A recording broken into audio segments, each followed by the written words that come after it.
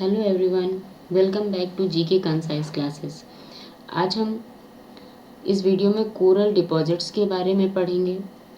इनकी geographical conditions क्या क्या हैं, इनकी इम्पोर्टेंस क्या है इकोनॉमिकली या इन्वायरमेंटली, और ये वर्ल्ड में कहाँ कहाँ पाए जाते हैं। हम ये सब कुछ आज इस वीडियो पे डिस्कस करेंगे। और अगर आपको ये वीडियो अच्छा लगे तो please like, share and subscribe करिए and don't forget to press the bell icon. Thank you. So let's start. First one is coral deposits. Coral are teeny sea animals which live on the bottom of ocean floors. When they die, their exoskeleton get deposited, which is made of calcium carbonate and form land type of state known as coral ice land.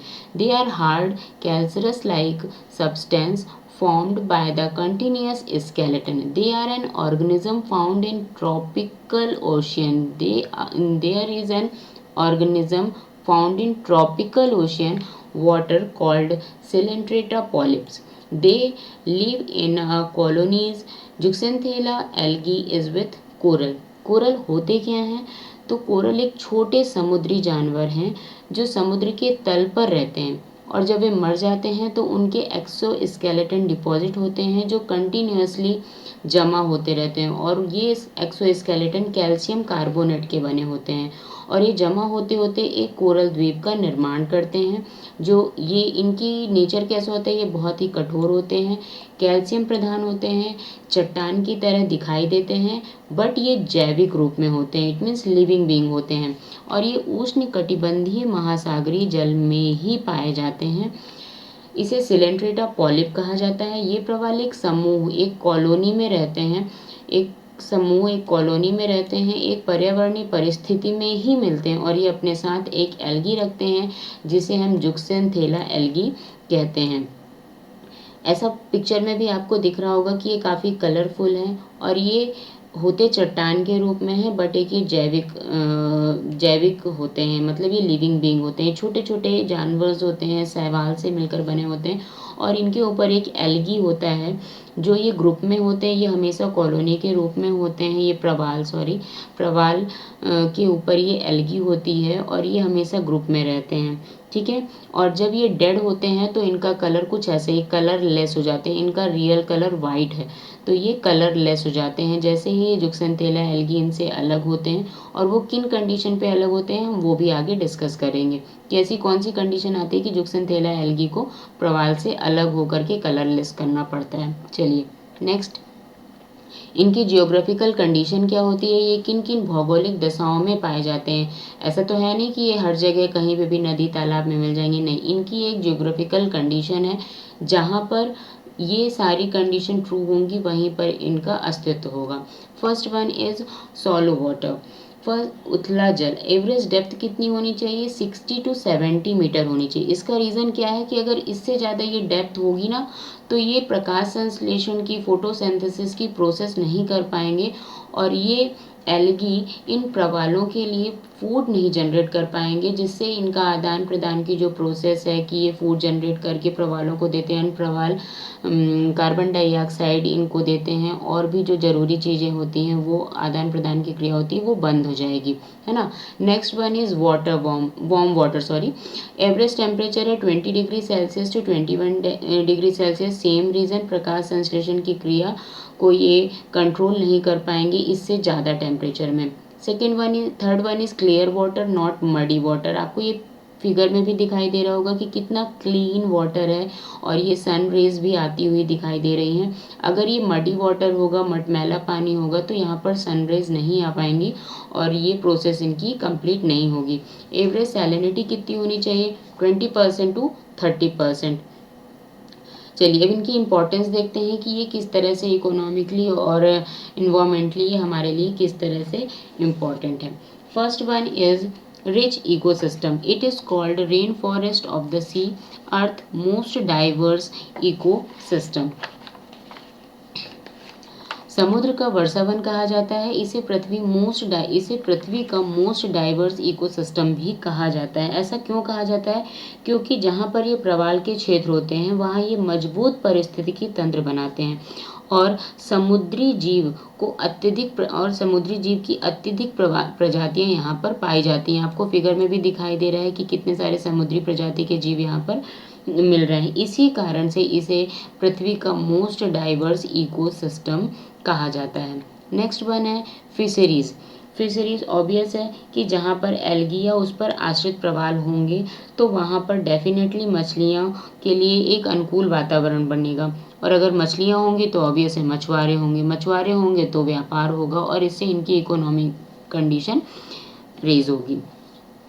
Next one है shoreline protection. When coral die, they are deposited in shallow sea along the coast, which take the form of a wall in the form of coral reefs that protect the coast from waves, tsunami current coming into the open ocean. As a result, the physically and cultural landscape found on the coast are saved safely. प्रवाल जब मर जाते हैं तो तट के सहारे उथले सागरों में इनका निक्षेप हो जाता है जो एक दीवार का रूप ले लेते हैं। प्रवाल भित्ति के रूप में जो खुले महासागरों में आने वाली लहरों सुनामी धाराओं से तट की रक्षा करते हैं। फलस्वरूप तट पर मिलने वाले भौतिक और सांस्कृतिक भूदृश्य सुरक्षित बन जाते हैं। ये जिनका निक्षेप होता है ये आपको दिखाई दे रहा होगा कि एक ये दीवार का रूप ले लेते हैं। इन्हें ही हम कोरल रीफ्स कहते हैं। कोरल रीफ्स के बारे में अगर आपको वीडियो चाहिए होगा तो आप मुझे कमेंट बॉक्स पर कमेंट करके बता सकते हैं। मैं नेक्स्ट वीडियो कोरल रीफ का ही बना दूंगी। ठीक है, तो अगर ये कोरल रीफ्स बन जाती तो इन महासागरों पर जो भी सुनामी लहरें आती हैं इससे ये कोरल जो तट रेखा शोर लाइन प्रोटेक्शन है उसके थ्रू ये तट की रक्षा करते हैं जिससे भौतिक और सांस्कृतिक भूदृश्य सुरक्षित बच जाता है। नेक्स्ट है रॉ मटेरियल फॉर सीमेंट। इसके लिए हमें सीमेंट फैक्ट्री के लिए रॉ मटेरियल भी इन्हीं कोरल से मिलता है। इवन ये कोरल ब्रिक्स भी कहलाती हैं जिसे डिफरेंट टाइप के शेप्स में कट करके दीवार को बनाया जाता है। Next one is ecosystem service as tourism. The coral ecosystem attract a lot of tourist because nature has made them colourful. प्रवाल का पारिस्थितिक तंत्र पर्यटकों को बहुत आकर्षित करता है कारण प्रकृति ने उन्हें कलरफुल बनाया है। देखिए कितने कलरफुल ये कोरल्स हैं, कितने डिफरेंट टाइप के कलर हैं और आज ये इनका विरंजन हो रहा है, इनकी ब्लीचिंग हो रही है just because of global warming. उसके जिम्मेदार हम ही हैं। ओके, तो इससे हमें बचाना है। आपको ग्लोबल वार्मिंग कोरल ब्लीचिंग का भी अगर वीडियो चाहिए होगा तो इसमें इंक्लूड नहीं है बट नेक्स्ट वीडियो में वो मैं ज़रूर एक्सप्लेन करूँगी। नेक्स्ट टॉपिक है इसका, नेक्स्ट पॉइंट है वर्ल्ड डिस्ट्रीब्यूशन। ये दुनिया पर कहाँ पर पाए जाते हैं? तो found in tropical ocean on the eastern continental sleeves and slope. ये उष्ण कटिबंधीय क्षेत्र में पाए जाते हैं। कर्क और मकर रेखा के बीच में, कर्क रेखा और मकर रेखा के बीच में उष्ण कटिबंधीय क्षेत्र पर ये पाए जाते हैं। ठीक है, तो आपको ये दिख रहा होगा कि ये रेड सी है और ये आपका लक्षद्वीप का यहाँ पर भी दिख रहा है। यहाँ से आपको अरब सागर का ये एरिया है। ये एरिया आपका, ये जितना भी रेड कलर से हाईलाइटेड है ये सब आपका कोरल सागर ही कहला रहा है।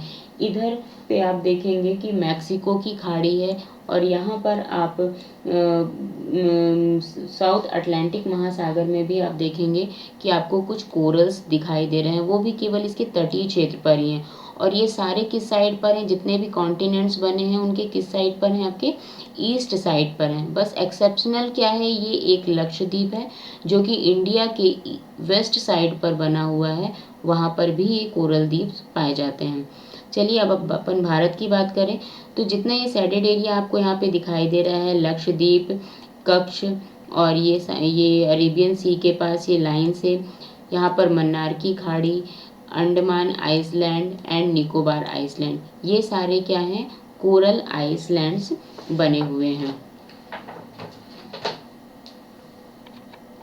सो thanks for watching this video. अगर आपको ये अच्छा लग रहा हो तो please share, subscribe and like and don't forget to press the bell icon. Okay, और आपकी स्क्रीन पर जो ये 2 वीडियो डिस्प्ले हो रहे हैं, ये बहुत ही इंपॉर्टेंट वीडियो हैं, इन्हें आप एक बार ज़रूर देखिएगा। ये आने वाले एग्जाम